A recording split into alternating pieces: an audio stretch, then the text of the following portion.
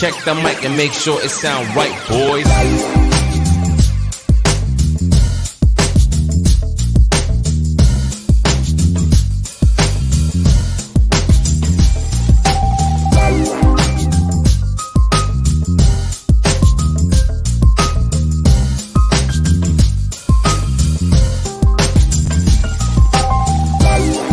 Welcome back to another episode of the Chad Smith Podcast. My name is Chad Smith, and today is Tuesday, January 11th, 2022, and I'm joined, as always, by my loyal co-host from Fresno, California. Please welcome Sonny Conway. What's up, y'all? Good morning. What's up, Sonny? And today we also have another co-host with us. We've got Mr. Josh Casey. I'm coming on. I don't know if you guys can hear me. Yeah, we can hear you, man. It's just a black screen. It kicked me off, but I'm jumping right back on right now. Sorry. Okay, no problem. So while we wait for him, let me just remind everybody that we have merch now. If you go to chadsmithpodcast.com, you can check out Chad Smith Podcast merch and what's the other? Oh, Paranormal Chop Shop merch. We got some of that on there too. And we're going to put more of that on there too. We just don't have a whole lot. We need to make some more of that.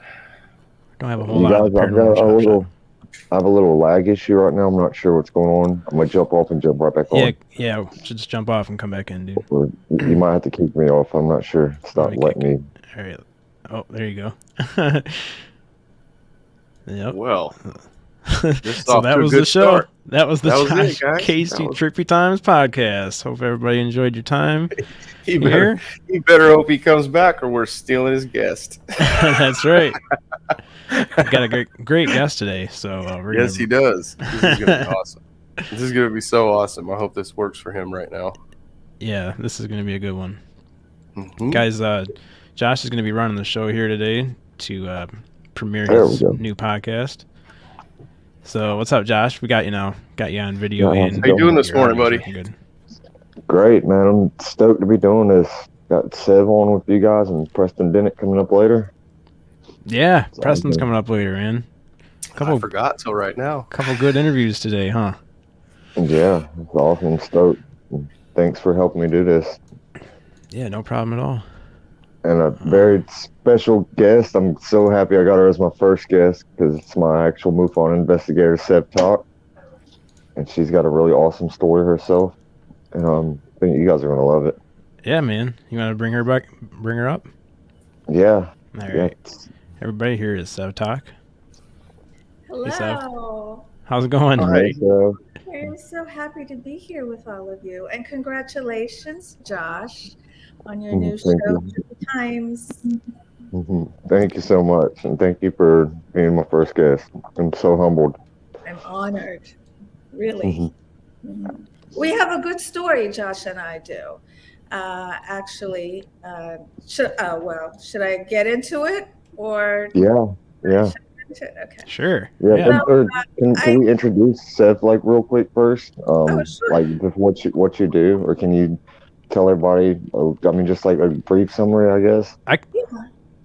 Yeah, I can run down her. I forgot to say her bio. Actually, I can do that, or if you want to do it, Sev. Let's see. Sev Tok, originally from Istanbul, is a speaker, author, spiritual counselor, and experiencer. Sev conducts soul sessions, providing guidance to activate one's potential, raise personal frequency, activate DNA, and consciously manifest our quantum reality. She is a MUFON experiencer resource team and is a MUFON field investigator for North Carolina. Sev recalls having alien abduction encounters since she was 10, but it wasn't until many years later when she discovered a series of red dots in the shape of an X that appeared on her body that she decided it was time to confess her lifelong ET contact encounters. Thank you. That's it in a nutshell. Yep, in a nutshell. Mm-hmm. That's pretty amazing. Yes, it's been quite a journey because I went from hating the ETs to now loving them. I went from fearing them to realizing that they were actually helping me. And that was a personal growth too, because I had to look internally to figure out why did I think these ETs were victimizing me. And when I realized that I was just adopting the victimization stance in every arena of my life, I quickly did the internal investigation, which is a long, slow process, but I quickly activated that energetic part of me to understand why I was so afraid of them. Because ET contact happens for a very, very good reason. And we're to learn from it and to spiritually awaken by it. But if we're in fear of it, then none of that happens. And so I wanted to make the most out of my contacts since I've been having since I was 10 years old. And that's what my book is about fearing them to loving them. I talk about my experiences with the red X marks that were burned into my back on my tush. And I also talk about information that I was given when I was in Roswell, New Mexico, about the hybridization program. And I've also had my lab experiences, and I've come in communication with a variety of different beings. And on my path, I encountered MUFON, the Mutual UFO Network, which is the largest organization in the world dealing with UFO ET research. And I decided to become a field investigator for them for the state of North Carolina, which is where I and Josh live. And then after a while, I was asked to join the Experiencer Resource Team, which is a smaller unit of MUFON. There's about 55 of us in the whole entire world. And what we do is we talk directly with people who've made ET contact. So this is beyond just a sighting or just some lights in the sky. These are actual people who have made contact and received information. And also people who have seen orbs and seen other beings and had other experiences that completely changed them. They've had epiphanies and spiritual awakenings. So it is through that group that I met Josh. And he contacted MUFON, he told him their story, and I was assigned his case. And that wasn't long ago. That was in September. And then we tuned in October, and look what's happened in just a couple of months. He went from being a complete naysayer to poo-pooing the whole thing to now being a champion for the whole team. It's really amazing how quickly you've processed and come along. I do want to say real quick first, I'm not sure if you're aware of this, but I contacted MUFON first I think around like last May or something, and it gave me somebody else. Yes. And I made a second report about some of the more, I guess, psychic phenomena, the synchronicities and the premonitions and stuff that started happening afterwards, and that's whenever I got assigned you. And I'm not sure if there was a reason behind that. Oh, I'm sorry to cut you off, but I saw that first report. The first report you made was where it went to field investigators because it dealt more with seeing lights and dealt more with like the logical aspects. And then, that was with John Pizzo, and we actually discussed that case because I told him that I'm now in contact with you. And then you did the right thing. And then you communicated with the ERT team, which does more with the metaphysical, interdimensional aspects of this kind of contact. That was good that you did that. Yeah, and I think it's kind of synchronistic that you started off in fear about all this, because I was the same way. And I'm pretty sure you remember the first time I spoke to you, I was still kind of spazzing out about everything. It was a roller coaster. I was going back and forth between being excited and freaked out about it. But now I think it's pretty amazing. I will say the one thing I still not very comfortable with, the shadow figure I mentioned to you once, Sev, that's still I'm a little on the fence about that, just because of it being in the home and so close to me. But as far as the orbs and everything, it gives me a euphoria every time I see it, and it's completely changed my life. Really, I'm a totally different person than I was last year. And even the people who I know who have no idea what I'm going through right now, they can see like a noticeable change in me. What are the And changes? they talk just the way they say the way that I talk about things. They tell me I seem a lot more spiritual now. They're asking me if I'm planning on going back to school because they're saying like, why are you spending all your free time researching quantum physics and like history and theology, and you're not getting anything out of it except for your personal stuff. That sort of tell me, I need to go back to school for it. But it's just things like that, just I guess the way I think and the way that I talk. I've had they tell me it's very noticeable, and I notice a huge shift that's happened with me, and I thank you so much for everything you've helped me with. My pleasure. It's a joy to watch this growth within you. It really is. For those of us who've been on this path for quite a while, it's just a delight to see someone new come along and just watch them have that. I don't like the word awakening, but I do like the word blossoming. Hmm. I also thought it was pretty synchronistic. You do know Chris Bledsoe as well, right? So Yes. yeah, that's pretty synchronistic there. Yeah, so Chris lives in North Carolina as well. I'm on the Inner Banks, and Chris is about 2 or 3 hours away from me. And we've talked many times, and we've actually seen the same beings. His son saw a being that was walking on 4 legs, and I've seen that being too. And that 4-legged being that kind of resembled a dog running is exactly what I saw. And then along with that dog type creature or being are these blue beings, and Chris saw them too. And from the information that I was given, these smaller, there was a smaller white being that looked like a light bulb because it was so white and it was glowing like a light bulb. And it came into the room with this 4-legged creature that looked like a white dog. And I was told that that is the immature stage of the blue being. And they go through these type of stages, and one of them is their ability to walk on 4 legs if they want to. They don't have to. And the blue transformation is the ultimate growth, is the more mature version of the small whiter ones.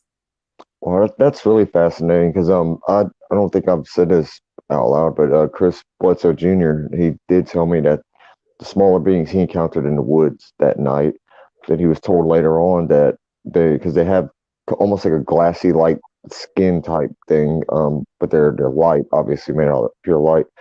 He told me he found out from somebody later on, it might have been his dad, that that's kind of like a containment suit, I guess, type thing for them. Before they reach a certain age of maturity. I think he said like 700 years or something like that. And yeah, I don't hear Chris Bledsoe talk about it a lot, but yeah, whenever they had that first experience in the woods with the 5 or 6 people, when they drove off in the truck, they did say that there was a 4-legged being like running after the truck, and I thought that sounded really freaky at first, to be honest. But with what you're saying, it's like things are starting to add up a little bit, Very It's interesting. that's So we got bizarre. the same information. Yeah. It's wild. So, Sev, do you mind talking a little bit about the My Lab thing? Because I didn't know that about you. I think that's really fascinating.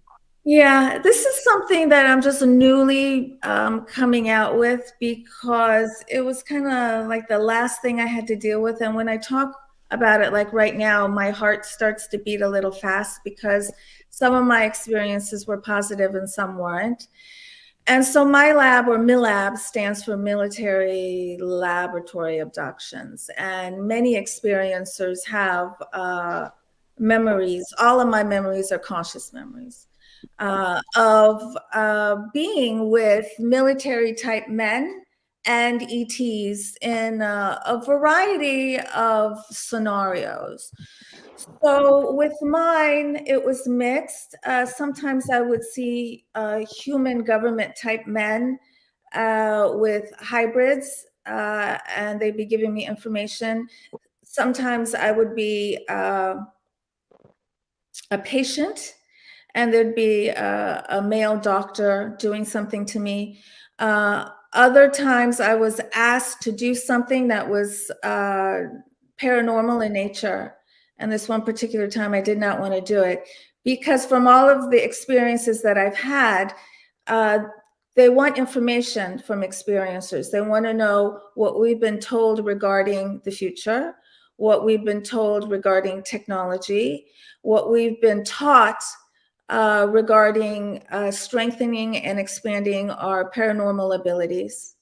And also, we're almost always given beautiful information and guidance dealing with spirituality. And this is all for us to realize that we're not here to be sheep and that we are being lied to.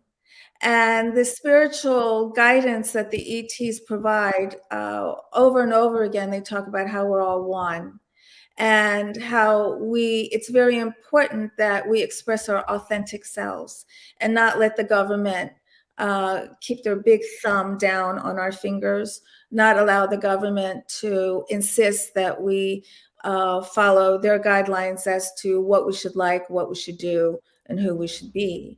And this is all information that makes the person stronger and less likely to follow orders blindly.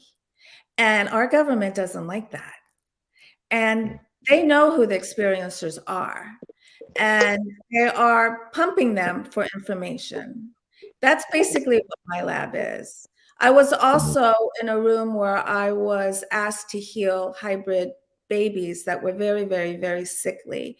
And I was with a human doctor and a human nurse. So there are different types of hybridization programs going on. From my experience, there's the hybridization programs just with the ETs, there's hybridization programs with ETs and humans, and there's a variety of hybridization programs. Seems to me, from my experience, whenever the humans are involved, it's a sickly hybrid. When I was shown a hybrid, when the Greys showed me a hybrid, a baby in a tube, and I have a drawing of it in my book, that was not a sickly hybrid. So I'm just thinking out loud. I'm just throwing questions out there. Are humans getting involved and kind of messing it up and creating hybrids that aren't really viable? I was told in Roswell, when I had my experience, that this is specifically about the Gray hybridization program, that the Greys, what they did as a race was kind of just erase and eliminate their ability to be empathetic and sympathetic, and a race can't do like that. So what they're doing is splicing and dicing DNA to create a being that is very intelligent, very loving, and psychically mature. And so there's billions, they told me they have billions of these embryos. And if it's not definite that this is going to happen, but if we annihilate ourselves, then these are the beings that are going to repopulate the earth. And they're very loving beings. They're not here to cause war, and they're not here to fight. Wow, that's I actually recently I spoke about this yesterday on a podcast. There's an experiencer I have planning on coming on, I think probably at the end of this month or next month, and he's had experiences with the Greys, and he said he's not 100% sure, but he's had multiple dreams where, from what he's pieced together, the Greys are, he actually said, from a parallel reality originally, is what he was saying, and that they did something where I guess they became like a hive mind. They kind of made their brains like a computer, and that kind of eliminated their emotions. And that's just like you said, they're trying to get their emotions back by the hybridization thing. It's crazy hearing other people, because a lot of things people say, link up, and like Sonny said the other day, it's like a puzzle. Things start to fit together. So I'm not saying I know for 100% that's true, but that's what this guy told me, and it adds right up with what you're saying, Sev. Yeah. It is pretty interesting when people who don't even know each other are downloaded the same information, and it's really good to get that validation. There's millions of people involved in the hybridization program, and most of them don't even know it, because ET contact doesn't happen just in the 3D. It happens in this interdimensional fashion that feels like a dream. So a lot of times people think they're dreaming, or they convince themselves they're dreaming, because it happens in a state where we really don't have a word for it. It's not a dream. It's something else. It's an interdimensional experience, and they're real and they're legit. That's why a lot of people don't know that they're having contact, because they think it's a dream and it's not. Like an astral plane type dimension. Sure. Traveling through frequencies and traveling through planes. Yes. Okay. Chad, Sonny, I don't know if you guys wanted to ask or anything, but I was really hoping to hear about how you got the red X's. And do you have pictures by any chance? I'm not sure if you I should have got that prepared ahead of time. Pictures right there. Okay, so yeah, this is really interesting so far. I'm just kind of blown away right now. So I'm just taking it all in and letting Josh ask all the questions. It's pretty cool. So I've been good, having Josh. contact. Yes, very good. I've been having contact since I was 10, conscious contact, and I just hit it my whole entire life up until 2017, or actually 2018 when I came out with my book. But in 2017, I moved here to the Inner Banks of North Carolina. And the first or second night I was here, I made contact with a gray that burned a red X mark into my back. Here, can you see that X mark? Yeah, you can see there's the X mark, yeah. And on my left cheek of my tush. And I didn't know it. I didn't see it. I was in the kitchen unpacking boxes because we just moved. And as I was unpacking the boxes, it felt like something bit my butt and it hurt. So I yelled over to my then boyfriend, Patrick. I said, Patrick, I think something bit my butt. Will you look at it? He goes, sure. So I walk over to the couch and I bend over and he's not saying anything. And I'm like, well, did a bug bite me? And he goes, yeah, but there's a red X. And when he showed me that picture, I knew immediately it was the Greys because I'd been in contact with them before. And back then I thought they were bad and evil and I thought they were messing with me. And he was stunned. He's a very logical man, but he couldn't make sense of this. And I was stunned. And I said, okay, we're just going to forget about this. So we're going to pretend like this never happened, like we never saw this, because this is what I did for my whole life. Well, then 9 days later, I came to in my bedroom and I had this instant download of a memory where I was on this bed. It looked like a hospital type bed. And I was on my side. And there was hardly any any furniture in the room, and it was dimly lit. And I couldn't move my arms and I couldn't move my legs, and I felt paralyzed. I sensed something behind me, and I was able to move my head and my neck. And when I turned around, right here was a gray. And we made eye contact, and this is what it looked like. And these are all like wrinkles. And we stared into each other's eyes. It was right here. And I felt nothing coming out of the eyes. I describe it like it was looking into two pools of black oil. And all of my other experiences with the Greys, there was telepathic communication. But this time there was nothing. And that's what scared me. The fact that there was nothing, like it was just so neutral that like creeps us out. We're not used to neutral. And so I turned my head back around, and that's when I popped back into 3D reality in my room. And I was very afraid because if there was another X on me, I didn't think I was going to be able to take it. Like that was just going to be too much. And so I went downstairs, and it's interesting because he always got up before I did, but this time I got up before he did. And I went downstairs, and I'm very nervous, and I'm waiting for him to come look at my butt again. And he comes down. I tell him everything. And there was also one other piece of information. I knew when I was in that room that I was on the moon. Wow. And so with that, I bend over and he looks and he says nothing. And my heart starts to race. And I'm like, well, and he goes, there's another X, just like the first one, but this time it's on the right cheek and it's directly across it. So I had an X on my left cheek of my butt and an X on the right cheek of my butt, just exactly the same, right across from each other. So it showed me the picture, and there's really, I still can't find the words to describe what it felt like, because your rug of reality is pulled right out from underneath your feet. And I was like, what am I doing at night when I go to sleep? I'm talking to them, and what are they doing to me? And this isn't nice. And what's happening? And who am I? And what's real? I didn't know anything anymore. And I just sat down and I started crying out of frustration. And then I just fixed myself up and I said, I need help. For the first time in my life, I need help. I can't do this by myself. And that's when I contacted MUFON, and I got in touch with Kathleen Martin, who has endorsed my book and become my friend. And that started my coming out. And then a few months later, I wrote the book, and I was a speaker at Alien Con. And that's when I realized there are lots of experiencers, and they're looking for someone to talk to.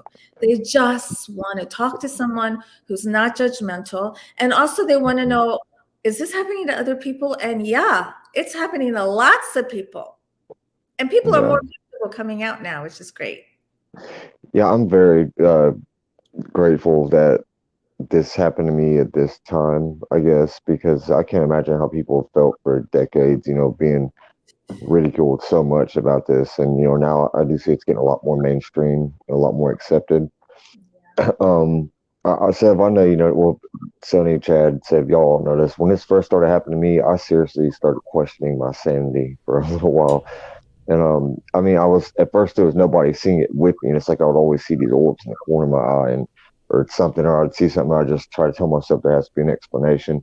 But then other odd things started happening, like the bizarre layered synchronicities and the random details from my dreams that are coming true, things I can't deny. Like, Sev, I know you know this. I sent you the email with the girl's name that or the girl who told me the name of the song. I used the song in your promotion, actually. I'm glad you caught that. Too. It's one of my favorite songs, actually. Yeah. Really? Did you know that song beforehand? Oh yeah, I've been listening to that song. See, that's even more bizarre. Yeah. The song called Lazy Eye. Yeah, the girl made a joke in my dream. She was like, something about, why'd you say I'm so stoned I got lazy eyes, or something like that. It was just a weird comment. And then I see an orb the next morning, like one of the first big orb sightings. And I send you the email. I use the girl's name and everything. And the song Lazy Eye, what I've never heard before, is on the top of my YouTube feed as soon as I wake up the next morning. And I'm just shocked. And as soon as I play the song, I see the orb. But then even more bizarre, 3 weeks later, this same girl from this dream, and I use her name for some reason. I don't know why I use her first and last name. She contacts me because she had a near-death experience. 3 weeks later, after, and like, Sev can back this up. It's that kind of freaked me out, to be honest. They had my fingers shaking. I'm just like, okay, what you're saying, Sev, like, what is going on? What's real? And it's I don't know, it's just bizarre. It's a ride. Chad, Sonny, you got anything you want to ask Sev? Sorry. Yeah, Sev, I was going to ask you. Yes. Oh, no, go ahead, please. What were you going to say? I was just wanting to say very quickly that with experiencers, it's very, very common for their psychic and paranormal abilities to really kick in. And it's really a wonderful time to strengthen them. Because it's important to plug into your paranormal abilities and use them, because they're very advantageous and help you with your life. And so with experiencers, they get more psychic and more psychic and more psychic, which is happening to you, Josh. Me, it's still just so random, and I don't really have control over it. It's always just random, but it's definitely happened. I think we all have psychic abilities now. That's how I see it, really. I think, like you said, we got to tap into it. I was just remembered something about your story. Didn't you have early contact as a child with more human looking? I don't remember if it was Nordic or something, but human type ET. Can you talk about that? Chad, did you want to ask a question before I go into Oh, that? I'm sorry. Oh, it was just it had to do with what Josh was talking about before, with how people are becoming more accepting of experiencers and their stories, and the experiencers are a lot more comfortable coming out with their story and their experiences that they've had. Do you see that that's like a progressive upswing right now, like with reports coming in? Are there Yes. Yes, so MUFON is getting a lot of reports, and I also help experiencers outside of MUFON, just on my own. You can go to my website, planetsev.com, and you can tell me your ET story, and I'll respond to you, and I'll help you, and that's all free. oh, cool. And I also share some stories on my website, too, of other experiencers and drawings and pictures that they shared with me. And it's really revved up. It's hard to even keep up with all the experiencers that have contacted me from all over the world. Wow. And there's some trends. So before, when we heard about ET contact, the really famous stories, Betty and Barney Hill and Travis and Calvin Parker, they're 3D stories. They were based, they're driving along, or they're fishing, or they're in the mountains, or Terry Lovelace's story. And it's a 3D reality. It's a 3D event. There is this transformation. Now there are more interdimensional, multidimensional, psychic. Sev, real quick, I'm sorry. I don't know if that was dust fart or something, but I swear it looked like an orb or something just flew by your screen. Maybe It could be a fly. There's a fly. Okay, maybe. Okay. I had to make sure. In this house, yeah.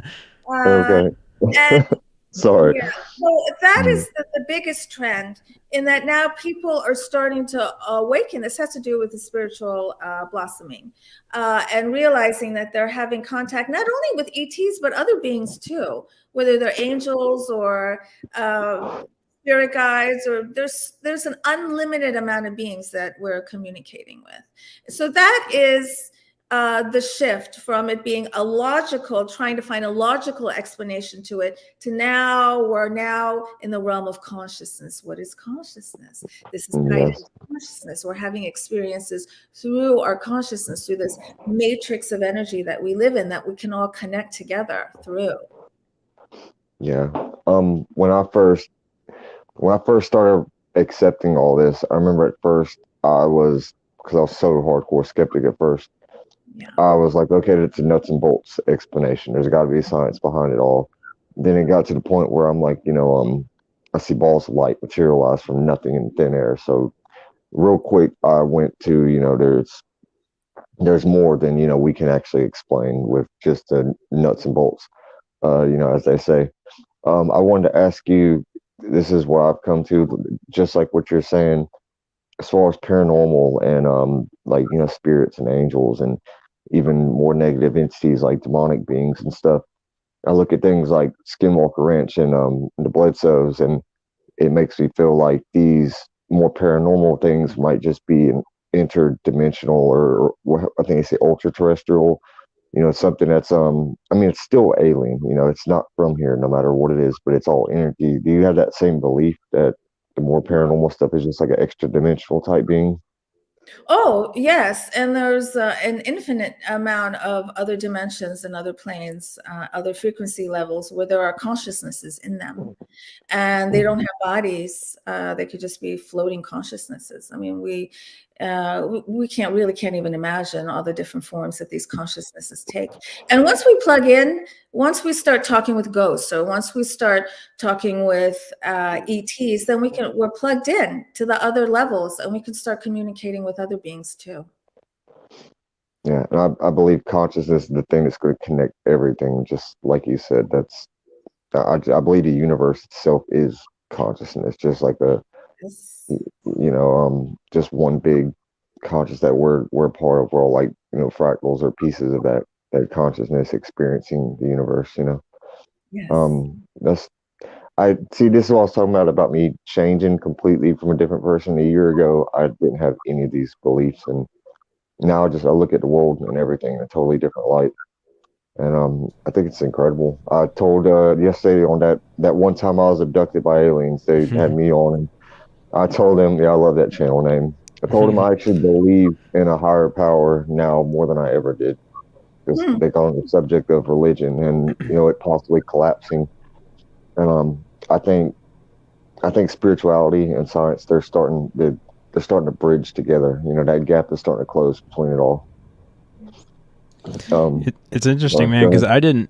I met you at the beginning of all this, so I haven't really known you before you've experienced all this stuff. So it's funny to hear you say how much you've changed, but I don't really have anything to compare that to Yeah, because I've just always known Josh, the experiencer.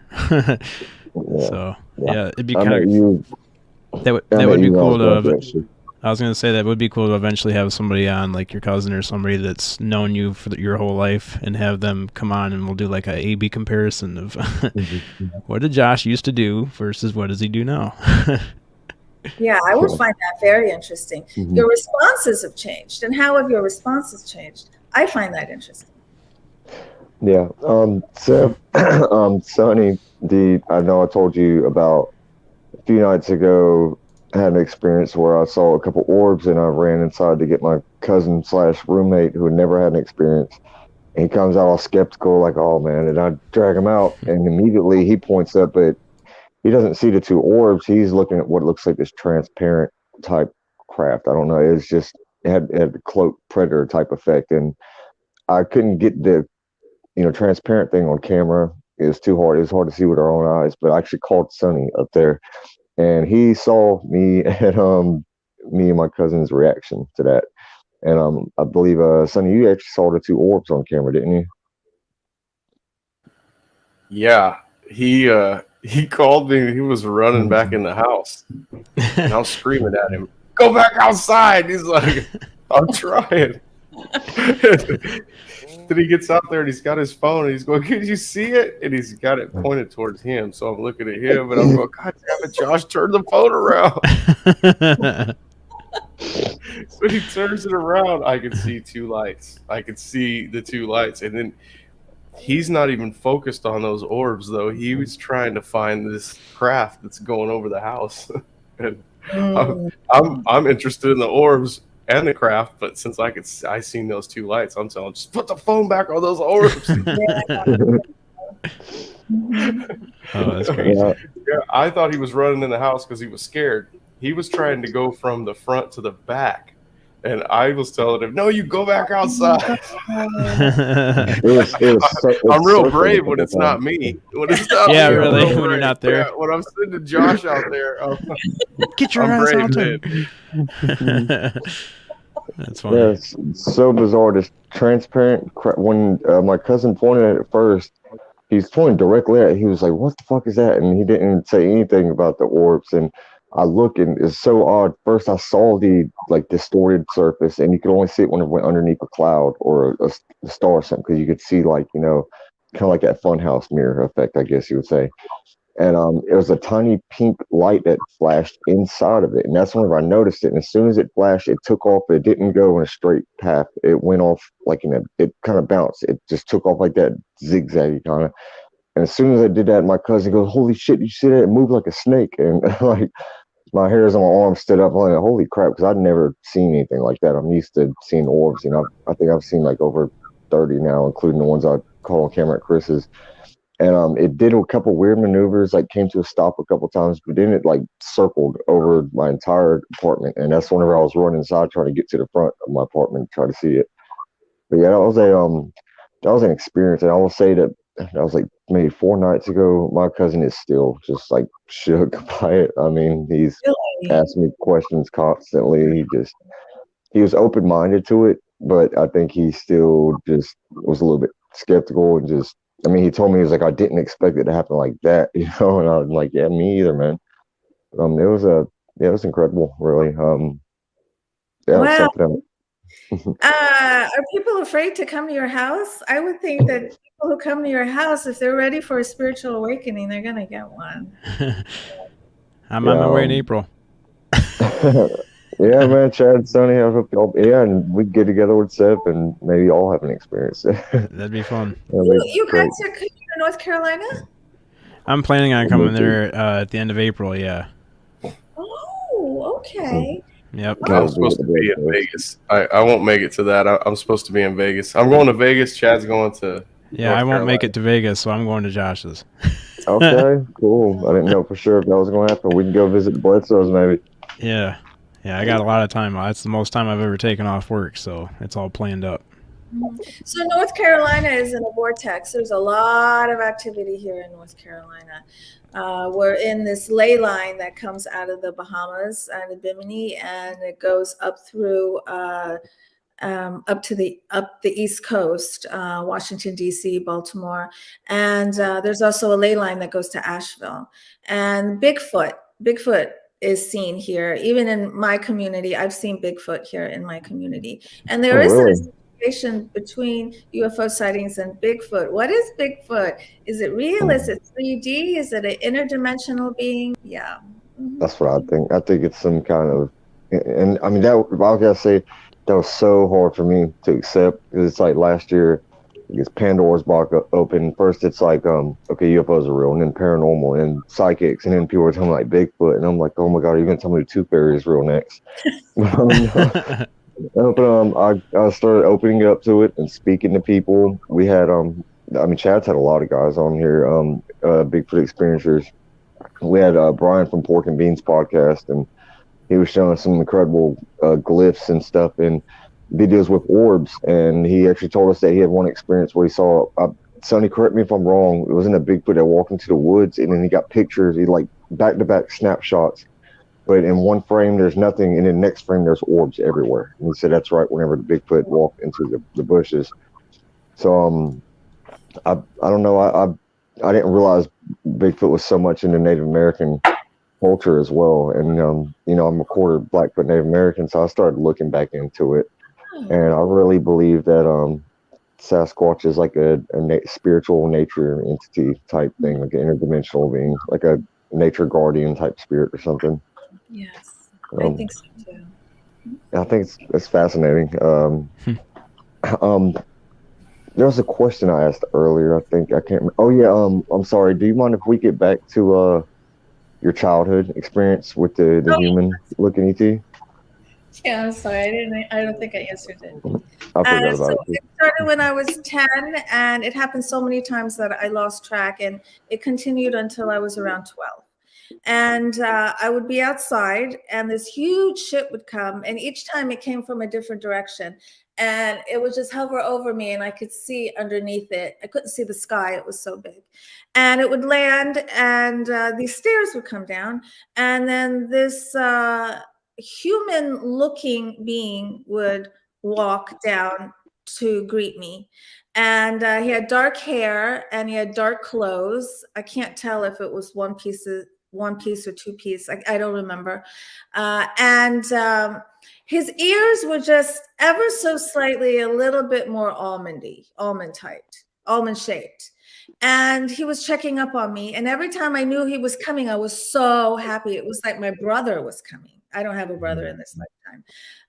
And I would look forward to his visit. Yay, he's back. And he was just making sure I was okay. I do not remember the details of our conversations other than I was so happy to see him. He was checking up on me, making sure I was okay. And I was always sad to see him go. And then this last time that I saw him was different. I was around 12. And this time I was with a group of other kids, and I had never been with a group of other kids before. And they seemed to be relatively my age. And I didn't look into any of their faces because we were like lined up like this. And we were just watching this spaceship go away. And we knew this was the last time. And we were sad. And I remember before I popped back into my bedroom to get ready for elementary school, I remember knowing, okay, it's time to do the work, got to do the work. So I pop into my bedroom, time to get ready for 5th grade. And that makes no sense to me. What work? What am I supposed to do? Whatever, just ignore it. And I would ignore it. I didn't tell anybody. And I could have told my parents because they were very open, but I didn't. And I don't know why I didn't, but I just kept that experience to myself for decades. Wow. God, I can't imagine how it would feel to go through something like that and then have to go back to normal reality, you know, acting like like this is all there is, and everybody else is just oblivious to it. Yes, I don't recommend that people do that. It's very important to be your authentic self, because it's through your authenticity that you're really going to live your best life and achieve the most, have the most success, be the healthiest, the happiest, and create a dynamic life, is through being your authentic self. And my expression of my authenticity is to express my ET experiences, but that's not on everyone's path. Although I do believe that just about everybody is having contact with some sort of otherworldly being. We can't help it. We just naturally do that because we exist more than this. We're existing in other realms right now as we're talking to each other. The other parts of you are having experiences with other beings right now. And our focus, our consciousness is right on this slice of our being right now that we're sharing together. Wow. So do you think the concepts like guardian angels and stuff, that those are maybe extra dimensional beings or some type of ET that we all have assigned to us? I don't know if we're assigned, but we definitely coexist in the 3D life with other 3D plus beings that we can communicate with and that can guide us and give us advice and support us. Yes. Okay. Yeah, that's more along the lines of what I was meaning. I wanted to ask you about, because this is something I'm really new to, but I'm very open to it. And Barbara Jean Lindsay made me a complete believer. I told you about the past life regression she gave me, with me having a past life as some type of non-human being that was a sole survivor, the only survivor in a war, an ET war, I guess. Yeah.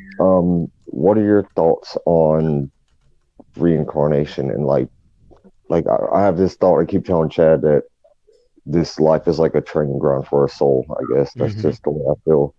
But do you think that there's like a like I've heard Dolores Cannon say like soul contracts and stuff like that? I just want to know what your opinion on that. Mm-hmm, mm-hmm. I definitely believe in past lives, although I don't like to call them past. I call them alternate lives because according to quantum physics, there's no past and there's no future, there's only now. So we are experiencing a variety of different consciousnesses at the same time, and we call them past lives. And I actually help people know what their past lives are. I'm a spiritual counselor, and I conduct soul sessions, soul purpose sessions, and support sessions. And in those sessions, a past life or two is almost always illuminated, which helps explain something that's going on now. So you radiate this energy as this being. I radiate this sort of energy as Sev. And in all my other lives that I'm currently having, all of those individual lives have their energies too. Now, there's some lives that I tend to align with, some other lives that I'm having at the same time. So I remember them. You can remember your past lives. You can remember the lives that you have some kind of energetic alignment with. Why do you have that energetic alignment? And that energetic alignment could manifest as good things for you in this life and bad things for you in this life. You could be carrying on mental traits, mind beliefs that don't support you, that might have come from another consciousness. That's the beauty of discovering what some of your past lives are, because they can really help you heal in this life. So I am a big believer, and I do help my clients with that. Wow. And I think it's very interesting that Barbara has aligned with a past life of yours that's the ET life, which is very energetically connected with your life right now. And that's why that was brought to your consciousness. It's to help you understand why you have this driving force. You have a driving force within you, Josh. And so do Sunny, and so do Chad, and so do I. Why are we talking about this? Why are we putting our faces in front of everyone else's faces? Talking about this weird stuff? Because we can't help it. We just have to. There's just no other option. We just have to. Yep. Right. Yeah. And I totally, I forgot, you actually know Barbara Jean Lindsay as well, and you've been on her podcast. Things are so synchronistic. But yeah, what blew me away is that at that time, I did a private reading with Barbara. I think it was before I actually got on her podcast. She had no idea about the fact that before I got in my car accident, literally the same day, I spoke to a recruiter, and I was supposed to I was joining the military. I was supposed to go to his office the next day, and I got in that car accident, so that put that to a stop. And my mother always told me, maybe I just wasn't supposed to join the military. And then, Barbara gives me this reading about me being a soldier in some ET war, and that I was the only survivor. It was really grim that I was under a pile of dead bodies, and that's the only reason that I survived. And that I hold a lot of survivor's guilt for that. And that's why in this lifetime, I'll go out of my way to try to help other people, even if I put myself in a hole. And Barbara's telling me this stuff and other things, and everything she's saying is just like spot on. It's blowing my mind, to be honest. But yeah, so that really is what got me believing in that. Made me a firm believer in that. You think deja vu is why what you were speaking about earlier about like simultaneously living these other lives? Yeah, and also traveling through this timeline. Some of us can travel through the timeline, and we can have a consciousness about something that's going to happen next. And then when it happens, it's like, oh, I already had that consciousness. That's that deja vu. It's just traveling through timelines. We can all do it.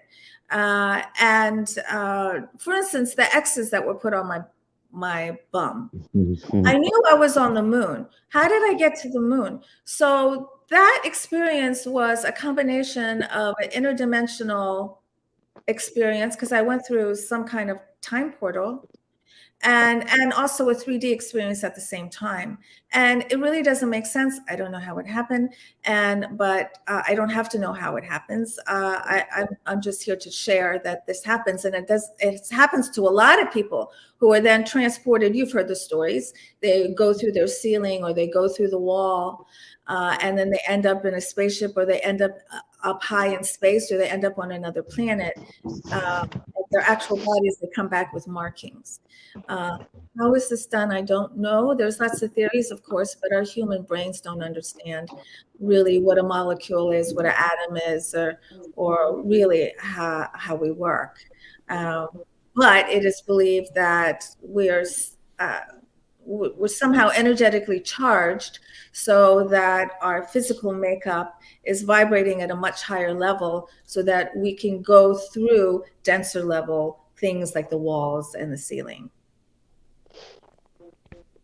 Lynn LeBlanc, I can't say her last name. Yeah, Lynn LeBlanc said she absolutely loves Sev Tok.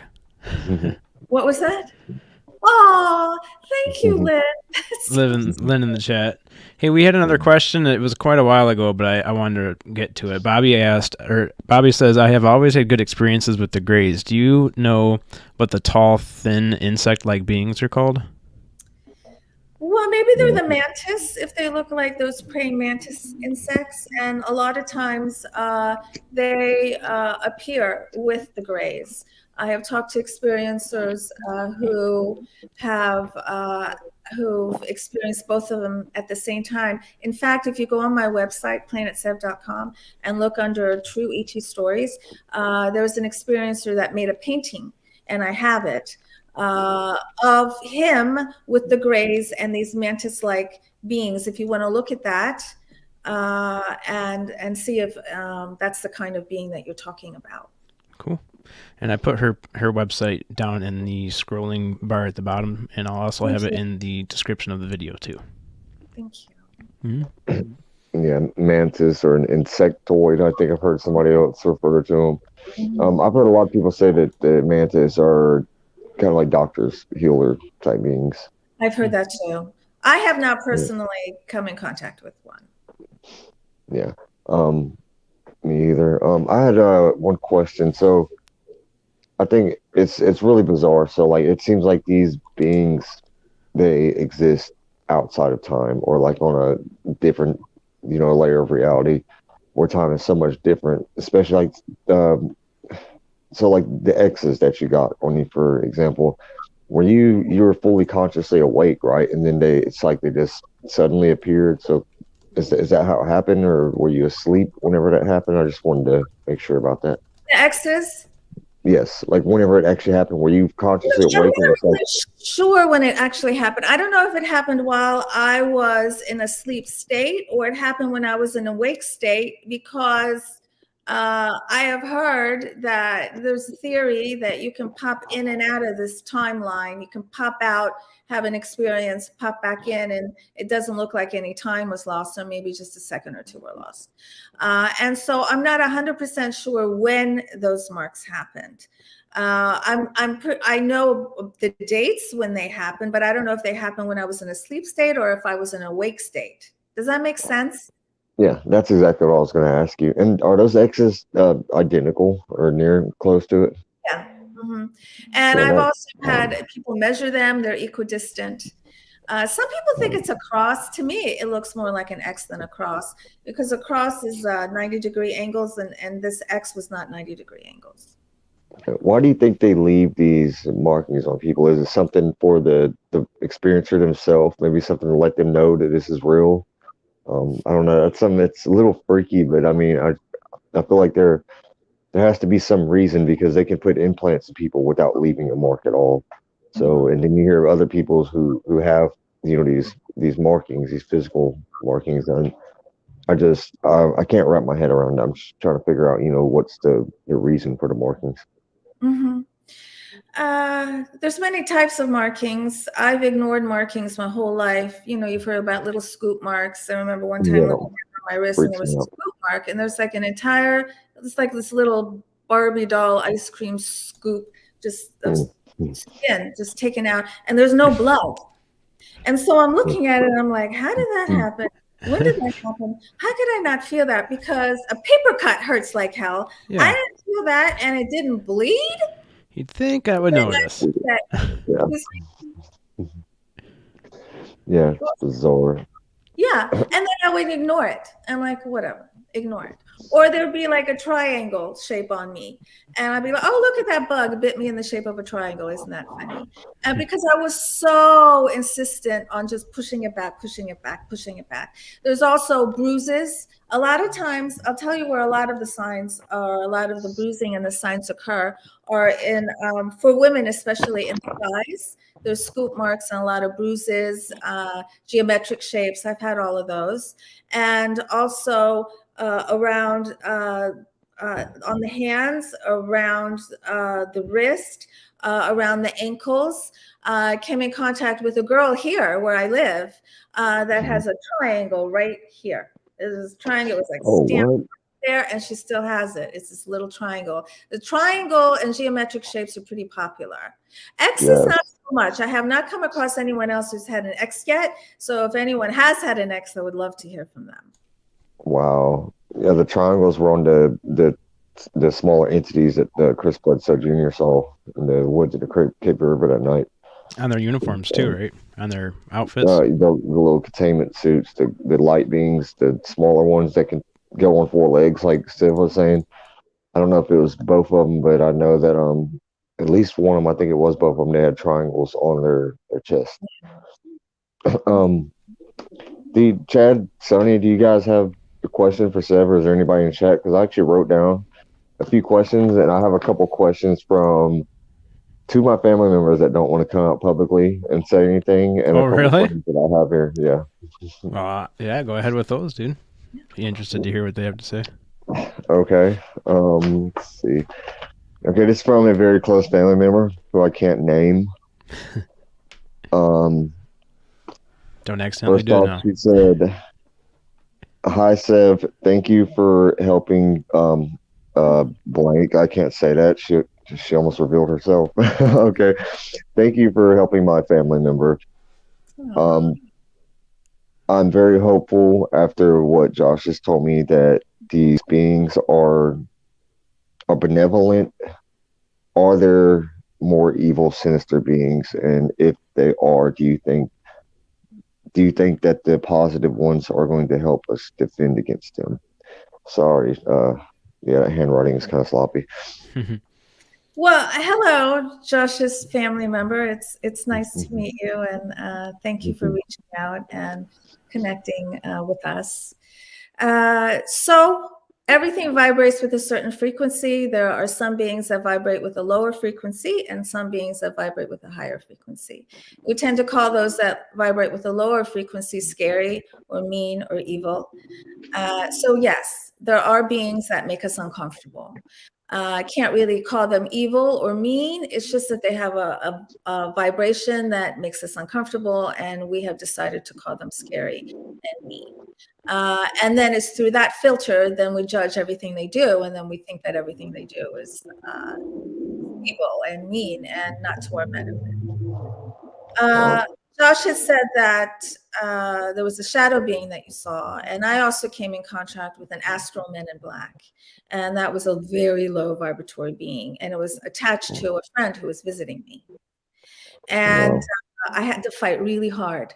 It was an energetic battle. I had to fight really hard to get that astral men in black out of my bedroom, because its energy, it was just a couple of feet from my bed, and I saw it. It was tall, it was black, it had that hat and that suit, and I felt its energy come out of it and into me, and it felt like it was these tentacles that came into me, and then it wanted to pull me out. It just wanted to take my essence and just pull me out. And I said to it, no, no, no, you have got to go, because I know I'm in control. I am in control. I didn't know this years ago, but now I know I'm in control. So we had this energetic battle, and I won, and it left. And I bring this up because I want people to know you are in control. They're not in control. But we give up our control so easily, thinking, oh my God, this scary being is more powerful than I am. I have to give in. That's not true. You don't have to. Still have a bit of a battle. Excuse me? So is this like the Glimmer Man? Is that what they call type thing that you're talking about? Oh, I don't know what the Glimmer Man is. What is that? Chad, Sonny, y'all can explain that a little better, can't you? Man, the Glimmer Man, I don't know if I know too much about the Glimmer Man. They say he's also, they also call him like the man in the hat, or the hat man, or the skinny man. He's a dark shadowy figure like that. Yes. With the hat.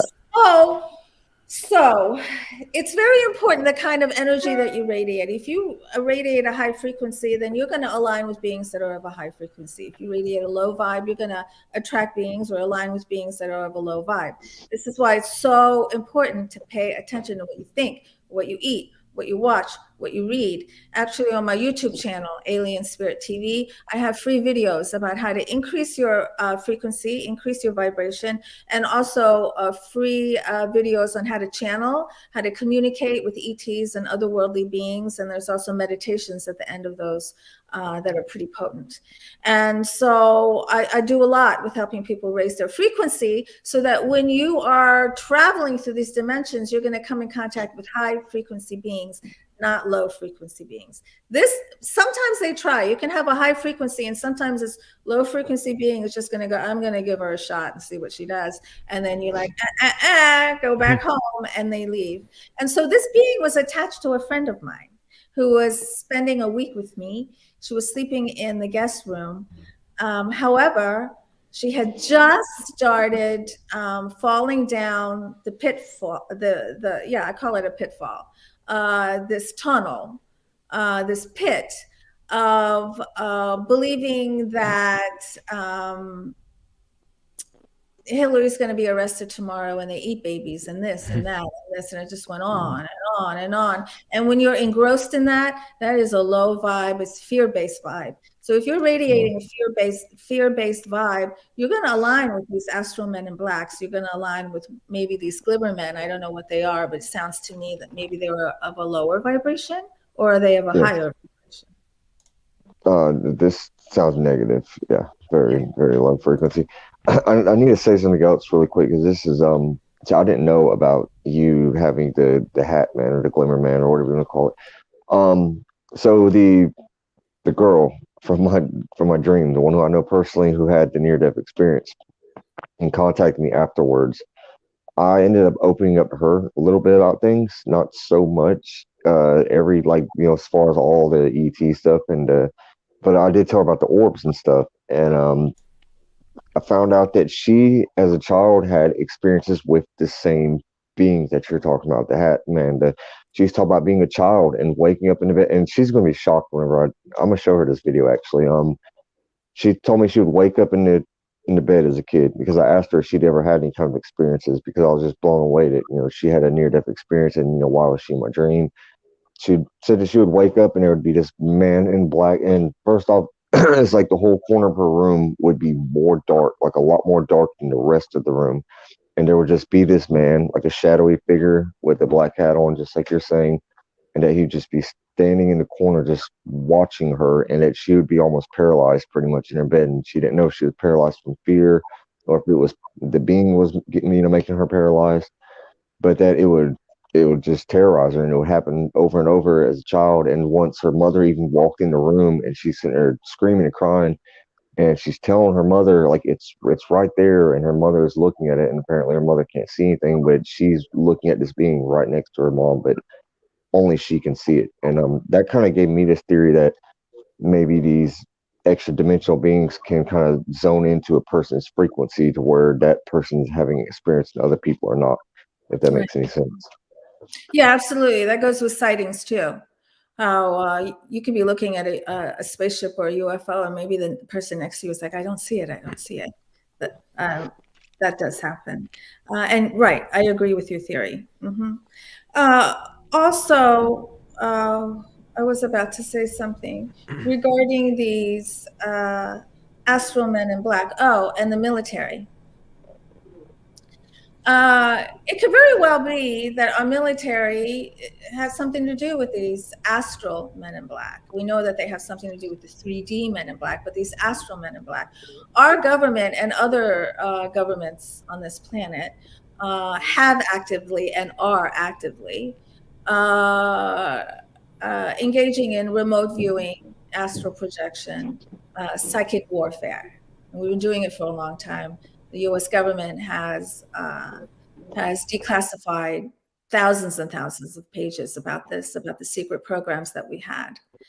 It could very well be that our government knows how to interdimensionally poke at somebody, bother somebody, maybe bother an experiencer to the point of scaring them so they don't talk, to the point of scaring them that they don't want to have experiences or be taught by ETs anymore. These are just ideas I'm throwing out. I don't know, but I would not be surprised if our government has a way to psychically poke at us. I'm sorry, just one moment. I have somebody knocking at my door. I apologize. No problem, Josh. I saw somebody had written a comment about Sasquatch. Yeah, that was Terry Brown. Terry said, I kind of think that the Glimmerman sightings are actually a Sasquatch during a phasing or changing of frequencies, but what the hell do I know? And then he asked Thin Lizzy, did your encounter include a silent period? So Thin Lizzy in the chat also had an experience, or she said that her husband had a Glimmerman experience and a Hatman experience. And then there's a difference then. Is the Glitterman just a being that looks glittery, like a star being? Melissa says that the Glimmerman looks like a predator, but he's cloaked, and it looks like heat coming off the highway. Ooh. Like he shimmers, kind of like that. I guess that's where he gets his name from. Okay. And when he shows up, he just makes the person uncomfortable? Yeah, I guess so. I haven't really heard of anybody. Sonny, have you heard of anyone getting like a negative physical reaction to the Glimmerman? I think it's just, yeah, just they get scared. Yeah. Yeah. To my knowledge, I think it's just a shadowy figure that shows up and kind of tries to intimidate you or scare you a little bit. But yeah. So when these things happen, it's really important to pay attention. Why am I aligning with this being? Like, what's going on that this lower frequency being is in my presence? What's happening? I have something to do with this. So what are the frequencies that I'm exuding that this being is kind of aligning with? I don't want to exude those frequencies anymore. What's my mind belief that's making me exude those low vibe frequencies? Let me get rid of that. Mm-hmm. That's awesome. Everything okay, Josh? Yeah. Oh yeah. I just had my neighbor was just asking me a question. No, you can't borrow any sugar. We're on a podcast. Did anybody else have any questions? I still had a couple more written down here. Oh no, go ahead, man. We just covered a couple comments while you were gone Okay. in the comment section. Okay, my next question, and this is from my second family member that I can't name. Oh. It's a short, quick question. Do you believe that the deceased loved ones can reincarnate or be attached to animals? My dog, I feel like, has the spirit of my grandfather. I can't explain why, but I just know this. It also sees entities before they pop up. Well, hello, Josh's family member. Thank you for being with us today, and thank you for the question. Okay, that's a pretty good question. Can people reincarnate as animals? Can animals reincarnate as people? Ultimately, yeah, it's totally possible because all that's happening is your consciousness is entering a vehicle or another package, and your consciousness can enter any kind of package. It can also be that a loved one is talking through a pet, not necessarily taking over and becoming the pet or coming back as a pet, but talking through the pet. Animals are super, super psychic. I've had many, many psychic experiences with my animals. And so I talk with them as much as I can. I talk with them when I'm not home. I telepathically talk with them. And I encourage everyone to do this, especially cats. Dogs, very much so, but especially cats. Cats are so plugged in. In fact, just a couple nights ago, I was sitting on my couch. It was during the day over here, and I was petting my one cat. His name is 3, and he was a wild cat.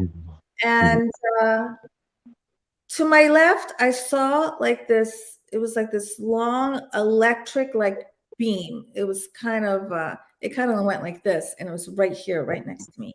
And I'm like, okay, whatever what was that? And then my cat, because I get validation through my cat. Then my cat saw it, instantly alert, tail starts going like this. So I'm like, okay, it wasn't my imagination. The cat saw it too. And I've had several experiences where things are in the room and I look at the cat and the cat sees it and I'm like, all right, it's not my imagination. Yeah, me and my ex-wife had this cat named Salem, and it would stare at the corner sometimes. Same corner all the time. There's nothing there, and it would just stare and start putting its ears back and growl. And I'm just like, what in the hell is going on? And once the cat was doing it, I took my hand in front of the cat's face and literally did like this, and the cat did not break eye contact with whatever it was staring at. And back then, it meant nothing to me. You know, this is years ago, but now I think about it, I'm like, God, I used to talk shit, and the cat's name was Salem, you know, coincidentally, and I named it that, you know, but you know, now I think back on it, I'm like, man, that cat might have been, you know, looking at something, you know, seeing something that we can't see, you know, a spectrum of light or some type of energy that we can't see. Yeah. Yeah, definitely. On what you were just saying, Sev, I'm going to bring up something I've never told, I don't think anybody except for you. Well, you witnessed it. And, I was speaking to you privately one time, and I've been trying to tell myself over and over that my eyes were playing tricks on me or something. But do you remember one day I was speaking to you privately and I told you, or actually I freaked out because it looked like a orb popped up in my bedroom. Do you remember this? Yes. It God, I don't even know how to explain it. It was in the corner of my eye, but it looked like a little tiny ball of light, and it looked like a little piece, like a little spark came from it whenever it materialized.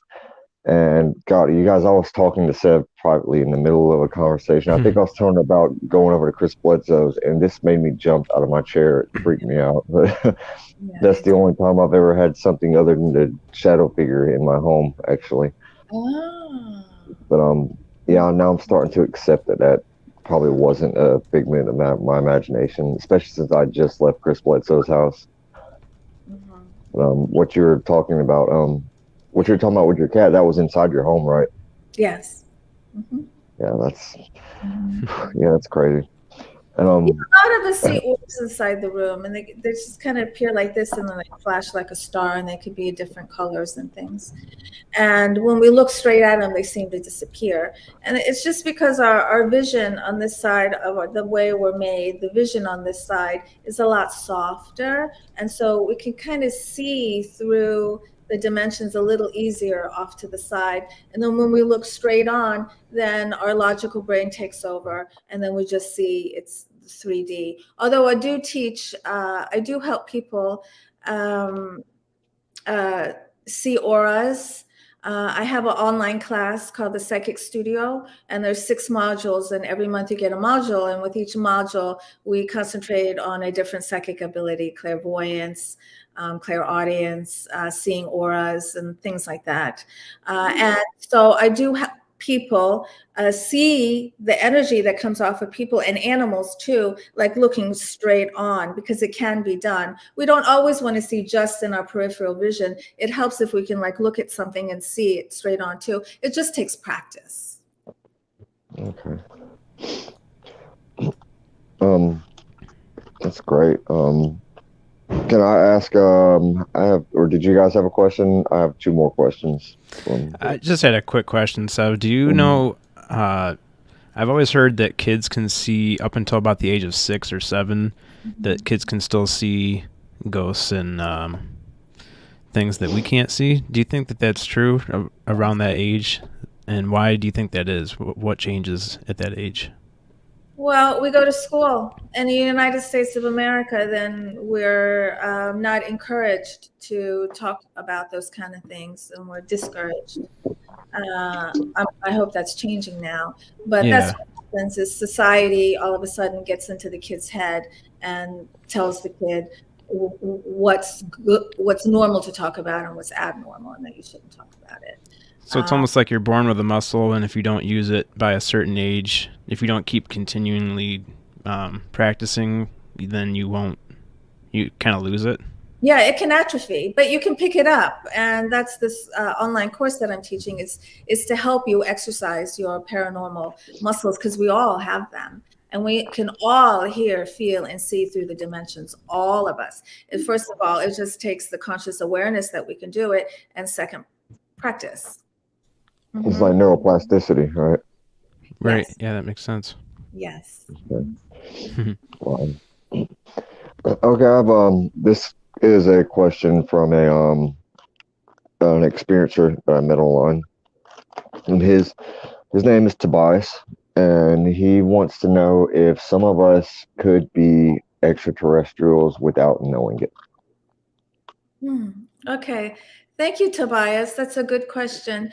Well, we all have ET DNA. We're all children of the stars. And some of us have more ET DNA than others, and some of us are activating our ET DNA. And as you raise your frequency, you are activating ET DNA. So with that said, yes, I do believe that many of us are, if you want to call them hybrids, but not in the traditional sense, more in the sense that we house ETDNA and we can activate it. If that is what you call a hybrid, then okay, use that word. The word hybrid is so overused now. I wish we could come up with another word. As far as being an ET, like in the movies where an ET comes down and then tries to be a human, is that happening? Well, it could be happening, but that's a complete waste of time. Have you seen the movie, David Bowie's movie, The Man Who Came to Earth?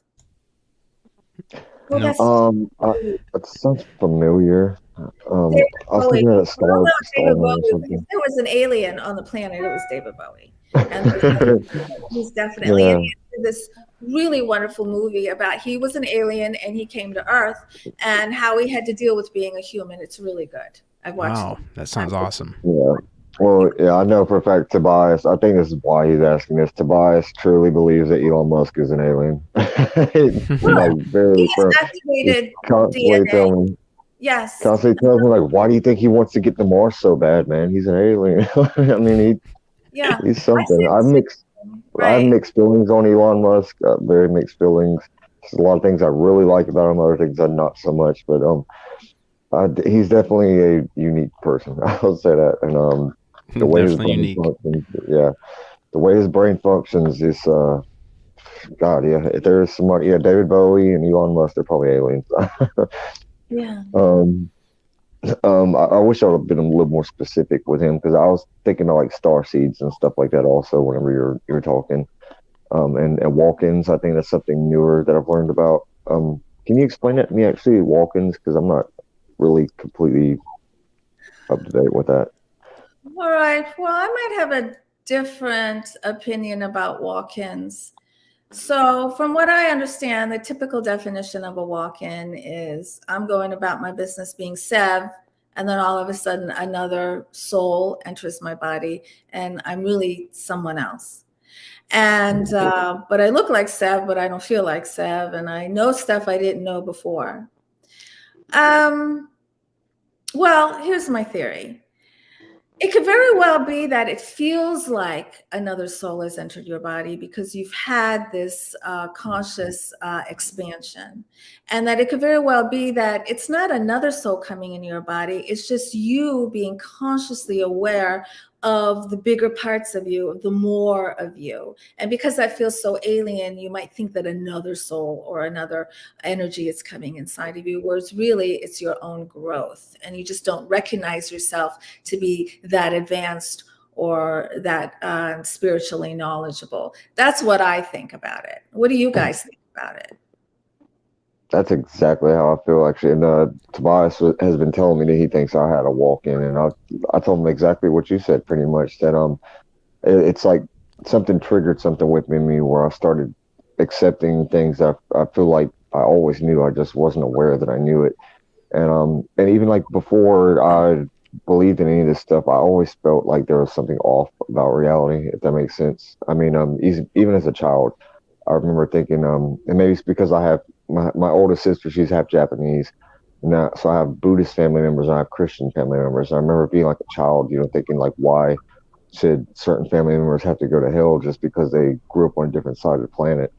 And I would look at things like anomalies, like the pyramids on every continent, and think, why are people making pyramids? Back then when they shouldn't be able to cross the oceans, and everything it felt a little off growing up. So I guess whenever I started having these experiences, I was really able to accept it because I don't know, it felt familiar, if that makes sense. Yes. It's a remembering. You're having a remembering. That's cool. You guys got another question? I have one more question from somebody. Okay. No, I don't see any more questions in the chat. If I do see any more, I'll put a flag on them. But yeah, you can go ahead and ask that one real quick. Okay, this is from an experiencer I just met in another chat not too long ago. She might be listening right now. Her name is Brittany. She got introduced to you by me, Sev, and she said first off that she loves your channel. Where are you going in the future? I hope to see you. I hope to see you on TV programs and documentaries soon. I love your channel. Oh my goodness. That's awesome. Wow, you made my heart glow. Thank you. Hi, Brittany, if you're watching. I was featured on a Canadian docuseries along with Terry Lovelace about UFO encounters that Preston Dennett is on. He's on the episode that I'm in too. And so you can see me there. It's called UFO Encounters Physical Contact is the episode that I'm in. Also going to be the Master of Ceremonies at the MUFON International Symposium in Denver this summer, which I'm really honored about and excited about. I have some other things that I'm working on that I'm not allowed to talk about yet. But this year, I'm going to make a lot more videos on my YouTube channel. Okay. Thank you so much. Yeah, that was cool. Hi, Brittany, if you're watching. Thank you, Brittany. Thanks for the question, Brittany. Josh had a question from John in the chat. He says, are fiery orbs akin to Renaissance drones? Are they fingerprints of wormholes, shadows of higher dimensions? Are they more metaphysical or spiritual? Is the answer yes to all of the above? Oh, John, that's really good. Thank you. When you say akin to reconnaissance drones, reconnaissance drones, sorry. Yeah, akin to them, sure. I don't know what you mean by akin.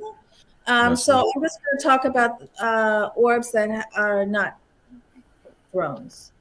And so there could be a variety of things. We really are not sure what orbs are, but just from my experience, from Josh's experience, I don't know, Sunny and Chad, have you seen orbs? I have not seen orbs, no. Okay. Just what I seen on that phone. Right. Yeah. So the orbs could be a consciousness of another worldly being. An orb can be the consciousness of an ET. An orb can just be the being itself, that's the shape that it has. An orb could be an entryway to a portal. An orb can be many, many, many things, even things that I don't even know about. So when you encounter an orb, I suggest you just try to align with it. Just try and you might not want to close your eyes because you don't want to miss it, but just concentrate and focus on it. Try to become one with it. And see if you can hear a message or see a vision or just have a feeling. One thing that we forget when we encounter another worldly being or an orb or a spaceship or anything, the initial reaction is that, oh my God, then we forget to actually interact with it. So if you're an experiencer, if you experience a lot, or if you see a lot of orbs or you see a lot of spaceships, eventually you get to the point where like, oh, there's another one. You're not freaked out anymore. Well, that is the perfect time to be very present and to actually form communication with that orb or with that being or with that spaceship. And you will be downloaded information.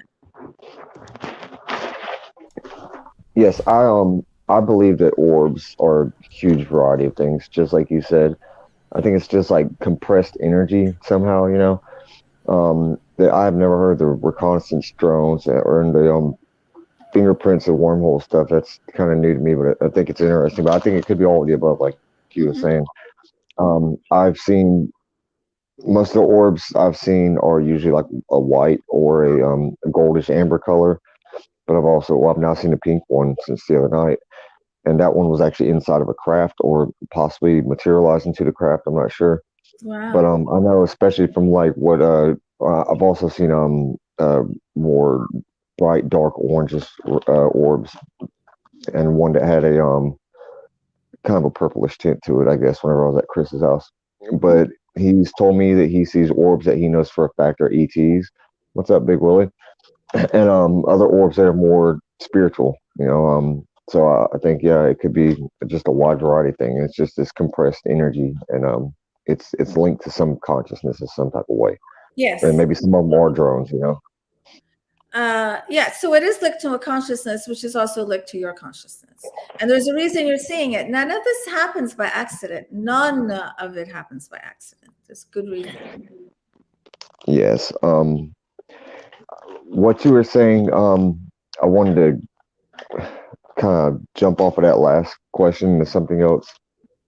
Sev, if you remember the first actual craft that I've seen, the only craft I've seen clearly that I knew was a craft other than orbs, I drew a really sloppy picture of it and sent it to you. I don't have that picture right now, but I just redrew it. And it's so sloppy because my hands were shaking afterwards. And see if you guys can see this really quick. It was this type of shape right here. And it was, first off, the weird thing is that we tried to do a CE5 event thing with a group of people that I just met. And actually, Bobby is in the chat right now. I don't know if she still is. She was supposed to be there that night, and she couldn't make it, but she did a remote viewing and said that she saw a white flashing light.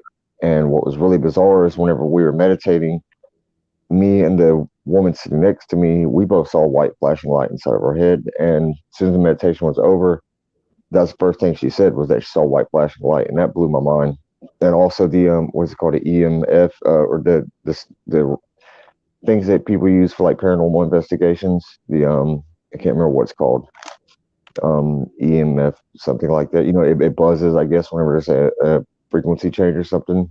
It started buzzing right whenever we saw that light.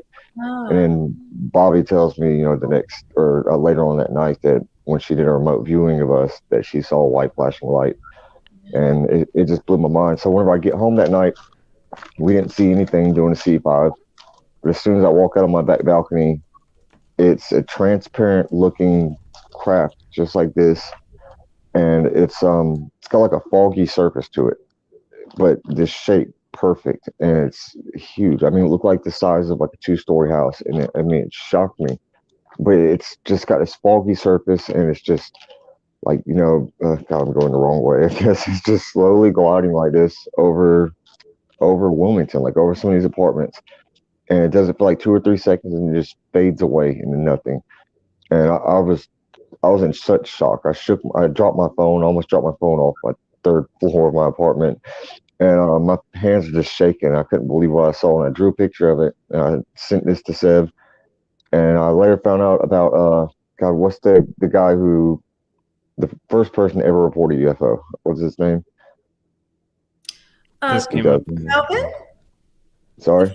Calvin Parker, the first person that reported no, I don't know who the person is.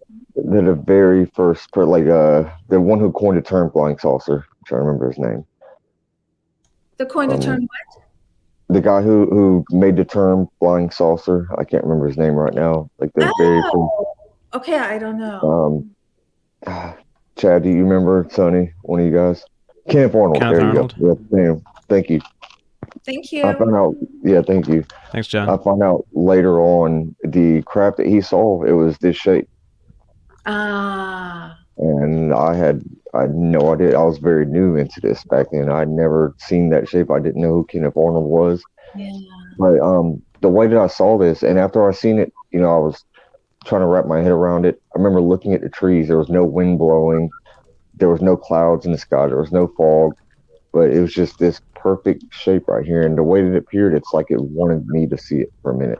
And I told somebody that day doing the C5 event, like, I've seen some orbs now, I want to see an actual craft. And when I tell Chris Bledsoe about this the next day, he tells me, you asked to see a craft and they showed you a craft. So, Sev, what you're saying about, it not being on accident, I do really strongly agree with that. Mm-hmm. Mm-hmm. And I love that it was semi-cloaked. It was kind of cloaked, not totally cloaked. Yeah, and it was huge. Mm-hmm. It's going so slow. It's like, how is this not falling out of the sky? I'm sorry. I'm sorry. I said it was going slow. I'm just wondering, how is this not falling out of the sky right now? Mm-hmm. So I was just going to say, the next time you see it, maybe you can intentionally connect with it and get a downloaded message. Yeah, that is probably the most. Other than my experience at Chris's house, that's the most mind-blowing one that I've had. Yeah, that's a good one. Seb, do you have a lot of cases from the Cape Fear River, the same spot that everyone else seems to see their UFOs? Yeah, it's a pretty active area. Mm-hmm. Why do you think that is? Well, we're on a ley line over here, on a very high-frequency energetic ley line. Okay. And so it's kind of like this high-energy highway that beings are attracted to. Yeah, it's really interesting. We had another guest on the other day that was talking about his first time seeing a UFO, and it was actually in the same spot that Josh saw his. I don't know, Josh, did you tell her about?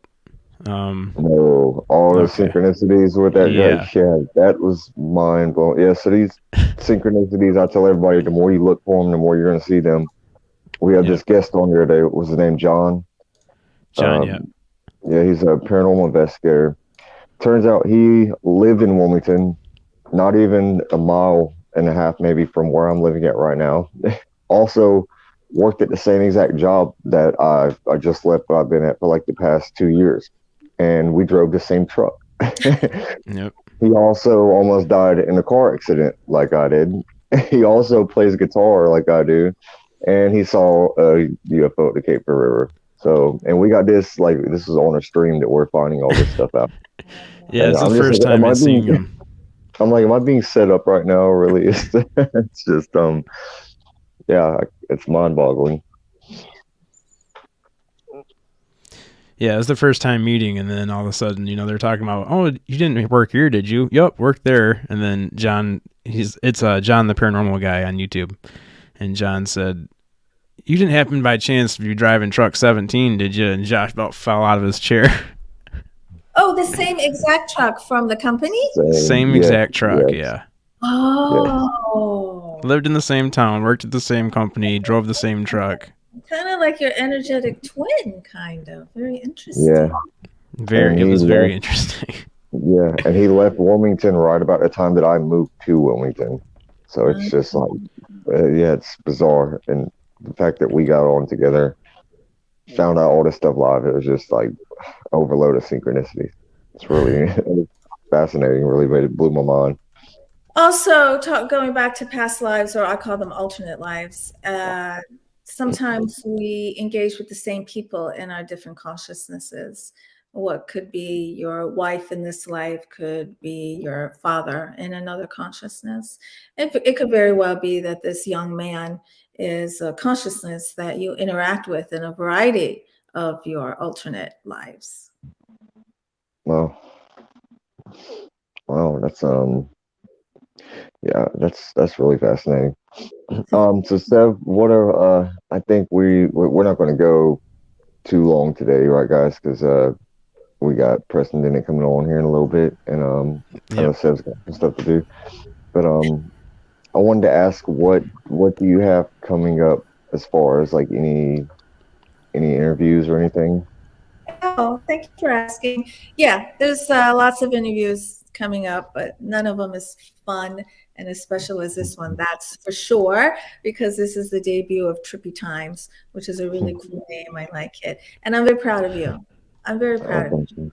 I remember the first time we met and how you were really in a freak out mode, but you were in a controlled freak out mode. At least when you were talking to me, you're controlling your freak out. But I could tell, like your mind was going, oh my God, like the what? Now you have your own show. You're a testament to all experiencers, to all people everywhere, that you're ready. You're ready, and you're doing a fine job. And you're very likable, and you're intelligent, and you're charismatic. So congratulations. Mm-hmm. Oh, thank you. Absolutely. So to answer your question, I'll be at the MUFON Symposium as the MC, putting a lot of new videos on my YouTube channel, Alien Spirit TV. I have the Psychic Studio online course, and I'm going to be writing my second book this year too. It's time for really? So that'll come out sometime this year. Oh, that's awesome. Cool. Thank you. Yeah, thank you for what you said. I'm super humbled. And to me, like I never expected to be doing this, and it's all kind of happened on accident. I just I like speaking to other experiencers and finding out, like you said earlier, just finding out that I'm not alone, the only one, going through stuff like this. And I feel like, oh, sorry, just a moment. It didn't kick me off, did it? No, I mean, it kicked your video's not really working, but we can still hear you just fine. Sorry, just a moment. Gotta love it, man. Well, if you guys can still hear me, it's just about the hearing other people's stories. You can't learn everything from, TV and the internet. I work a lot better just by speaking to other people and hearing their experiences. Yeah, I'm sorry about my video. I don't know what I just did, but it kicked off my camera. That's all right, man. Tomorrow's going to be a new day with a laptop. Oh, yes, definitely. So, yeah, cool. And thank you, everybody who chatted and asked questions and wrote in. I'm very grateful. And Chad and Sunny, it was really a pleasure to meet you. It was really nice to meet you, too. So. Yeah, it was very nice meeting you. You do. Thank you so much. Absolutely. Thank you. I think Josh is probably going to be on here within the next 5 seconds or so he can give you a proper goodbye. We need to talk again too about the dreams that you were talking about at the beginning. People have dreams, but they're really real. Why do you have some of those? You do. I've had one. Yeah. Would you like to tell us? Well, I've told it on here before.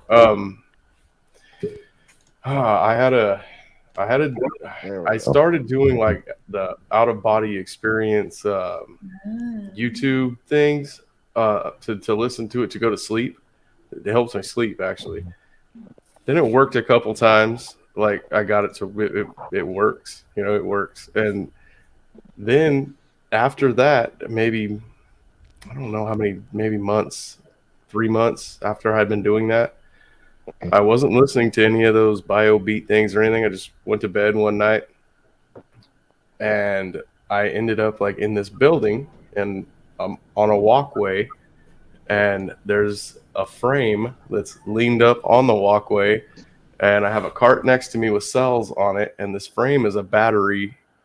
It's holding these battery cells, okay, and I'm putting them together, and then I start like, because there's also the walkway I'm on. There's another walkway above me, and there's two people up there. And one person I could see, he's just a guy with a white lab coat on. And then the thing next to him, I can't, he has a lab coat on too, but I can't see its face. It's tall too. It's way taller than the guy he's standing next to. And I start clicking these things on, and then I start asking, as I'm facing this battery, I'm talking out loud because they can hear me. They're right above me, right behind me. And I tell them, what does this go to? And the thing says, it goes right there. You just put one on. And I said, no, not this, like not the cell. I know where the cells go. And that's when I look back up at them, and I'm talking to the man in the lab coat. And he says, yeah, they go right there. Just keep clicking them in, and that's how they go. I said, not where they go or how do they go. What is it for? What is this going to do? And then the thing standing next to him tells me, just finish the battery, but his mouth doesn't move. He thinks it to me. And then, so now I'm still clicking these things on there, grabbing them off the cart, and they're kind of heavy. They're this weird blue, like I try to explain it like our Bluetooth signal. You know how it gives you that flashing blue light, that color blue, but inside of them, it's like moving in there. It's liquid, some kind of liquid or something. And every time I click it next to the next battery, that's another thing too. When they click on, it's almost like a magnet. They snap on the sides. They clicked on real hard. That liquid that was flowing in there then started flowing like through the battery like it was electronic, and the whole thing started moving together as you start clicking these cells on.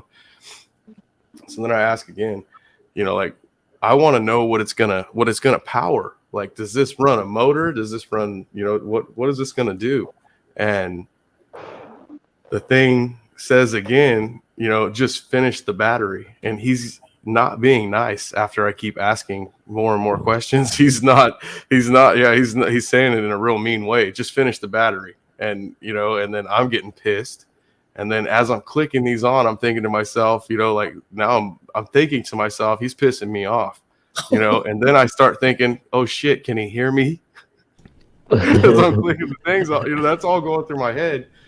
And when I turn around and I ask the guy in the white lab coat again, the man that I can see, he tells me that when I'm done building this, this thing, and the way I describe it is it looks like a Fabergé egg, but it's covered in dragon scales. That's what those battery cells look like when you stacking them on.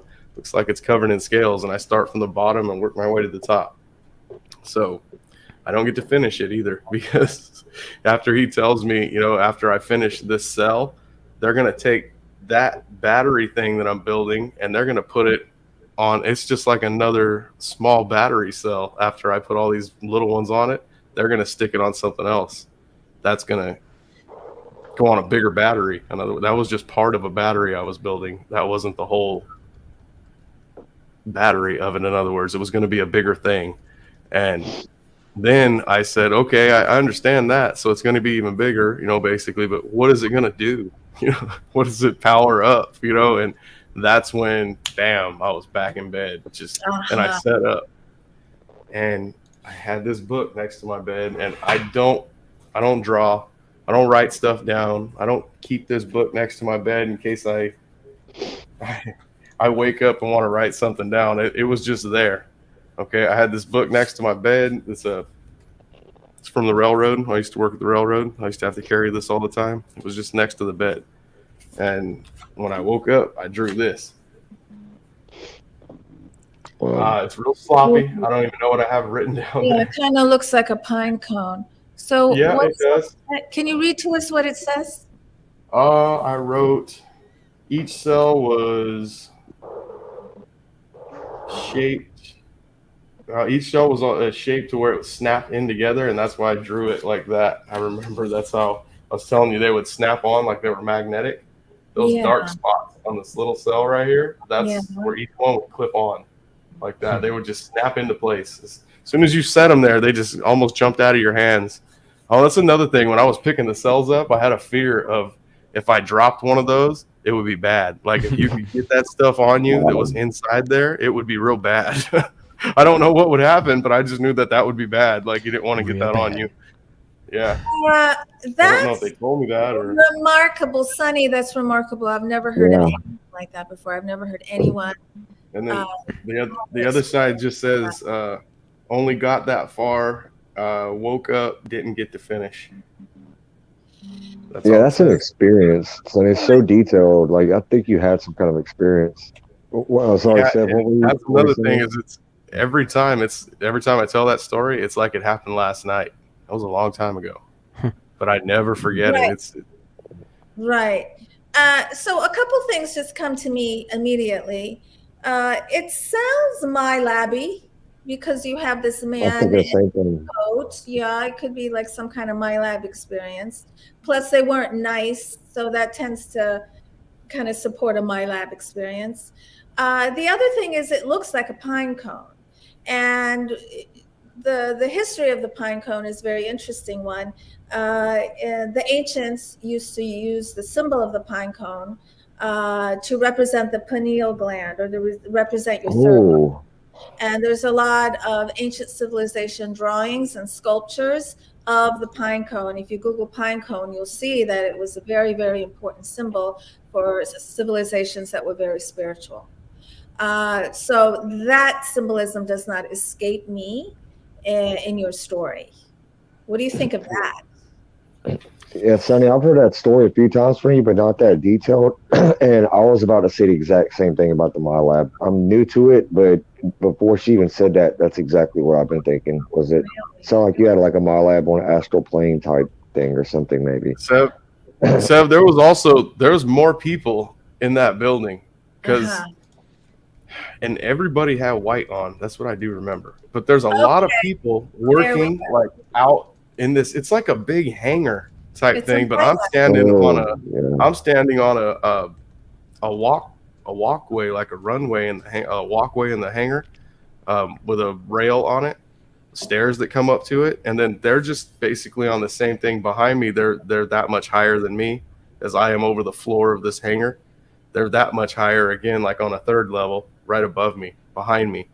And on theirs isn't a walkway type thing. It's like a walkway, just like mine with the rail, but theirs has like an office type thing in behind them. It's like I could remember it really good.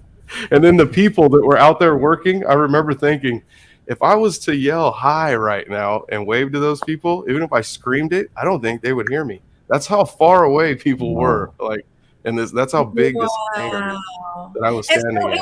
It was all human except for that one, maybe alien. Except for that one thing. Just that one thing I can't see. And it's much bigger than the man. And I remember his hands. He only had 3 fingers, I think. That's what I stick. 3 or 4 fingers, maybe. And they're really long. What you're describing is aligned with other stories experiencers have told me that have had MyLab experiences where they're dealing with humans and beings all in the same room or in a huge hangar. Sometimes they're under the water. Sometimes they're on another plane on another planet. Did you have a sense of where you were in a cave, maybe too? I felt like all I could see was the reason I say it's like a hangar is because where I could see all these people working out there, behind them is a big, huge opening door, and all I can see out there is space, like just darkness. Like I could be on a mountain. I could have been in a mountain, but looking out. So all I could see was just sky. Like that was it. Wow. Just sky and stars out there. Like I was looking out a window, but it was open. It was totally open. So I didn't feel like I was in space because that whole thing was totally open. There was no door shut or nothing. You could Yeah, it looked like you could land a craft in there, a plane, and then take off from in there too. It was that big. Oh my gosh, that's amazing. Yeah. Thank you for telling me that, or telling us that. That's incredible. So do Yeah. you have a desire to learn more, or does that really freak you out? You don't want to learn anymore? Well, I told that story before on UFO Garage with Ben and Joe, and I think Ben is the one that told Melinda Leslie, and Melinda Leslie told him to tell me to never forget that was something I was going to need to know later on.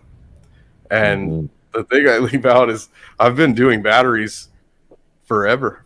Since the year I got out of high school, I worked at a battery shop, and I used to build batteries. From back then, we built them and put them on the shelves. They didn't come assembled back then. We had to put the lead in them and acid and poles and glue them together.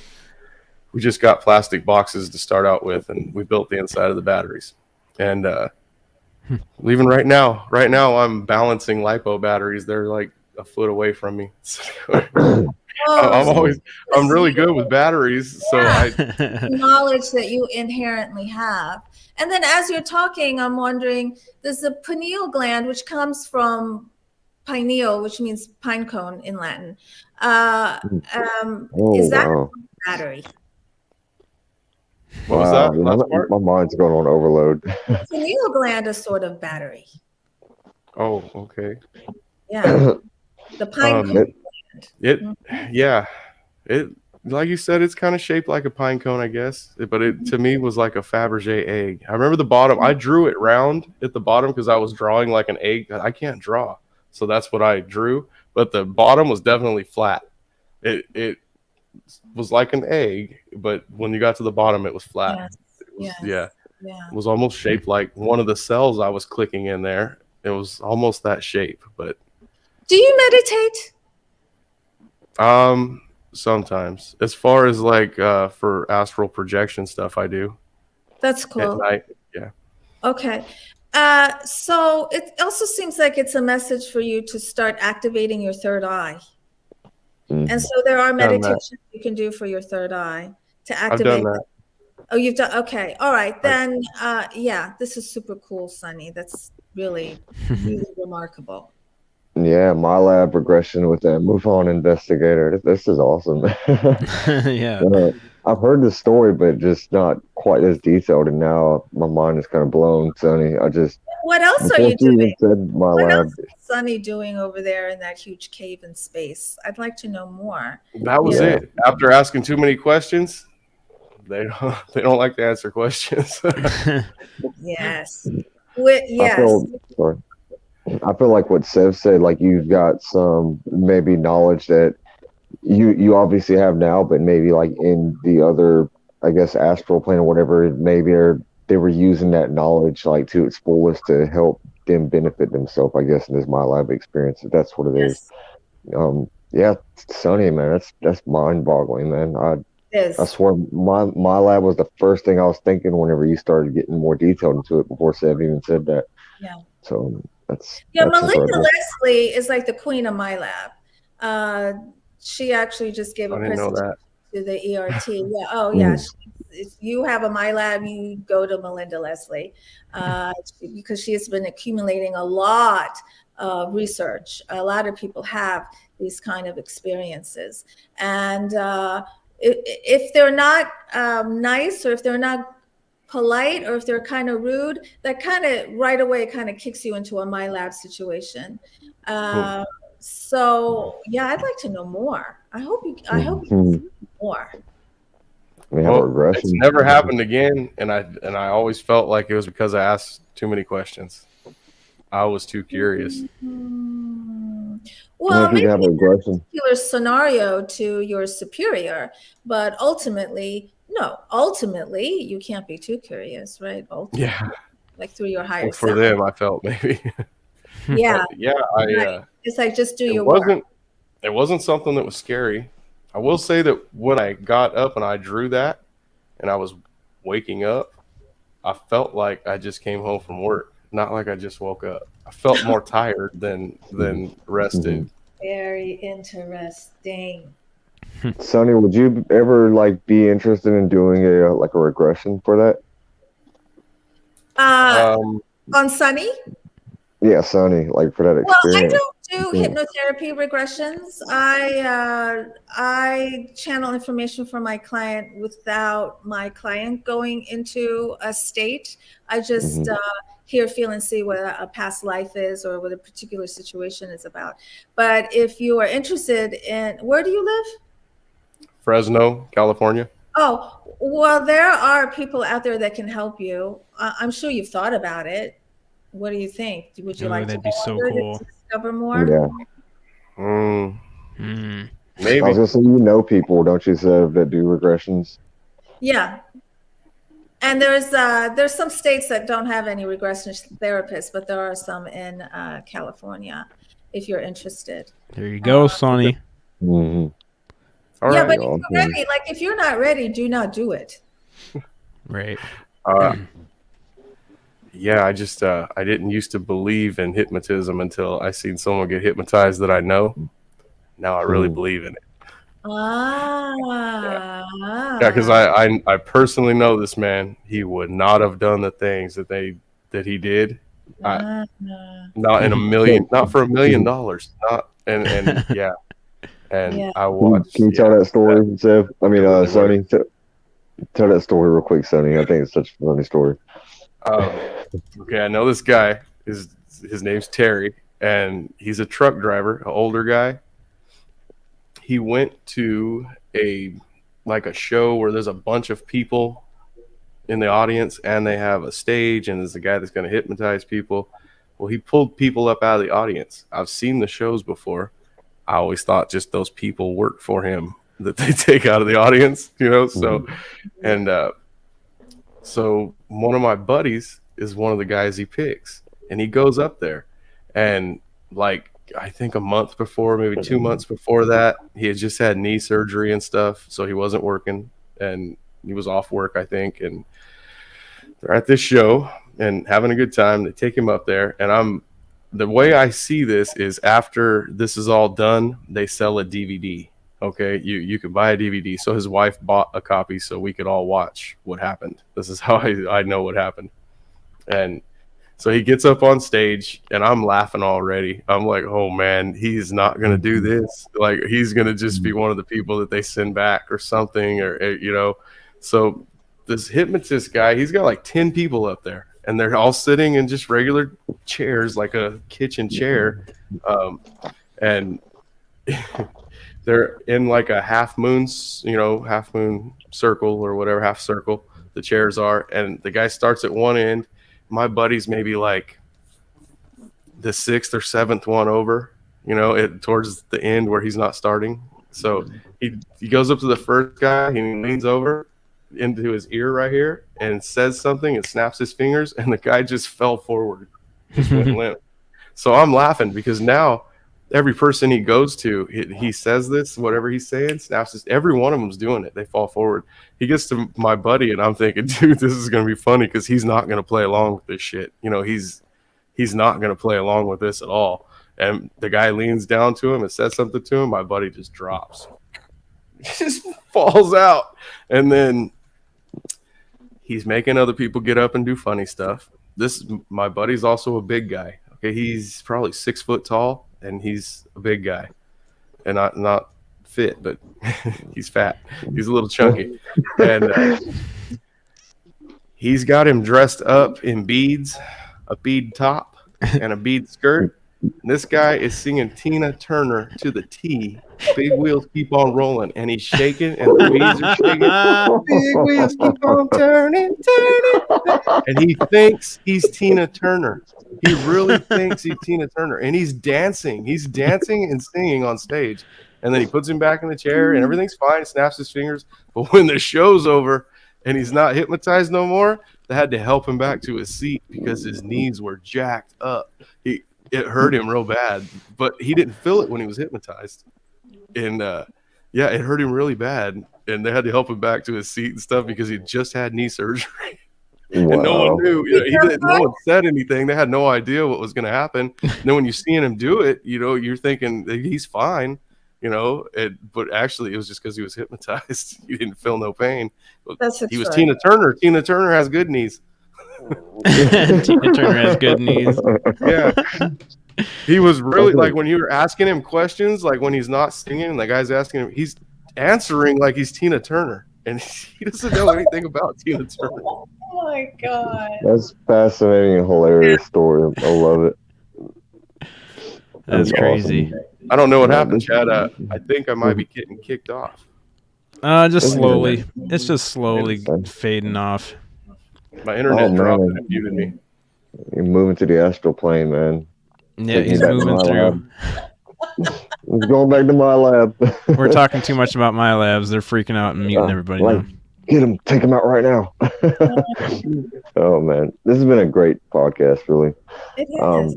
Yeah, thank you guys so much. Thank you, Sev, so much for coming on here. This has been so awesome. No problem, And so, Josh. Chad, since this is like a little collaboration, we're gonna post this on your channel and my channel simultaneously, right? Sounds good to me. Yeah. Yep. Thank you. I mean, this has been awesome. Yeah, it's been 2 hours, so you guys want to get ready to close things out? I know we got Preston Bennett coming on here soon, and Sonny, I need to talk to you after we get off. That's okay. Okay. No problem. So yeah, cool. Thanks, Josh. Thanks, Sev. Thank you. I loved All it. right. Congratulations. Thank you, guys. Okay. All right. Bye. We will see you guys next time. Peace. All right. Take care, everyone.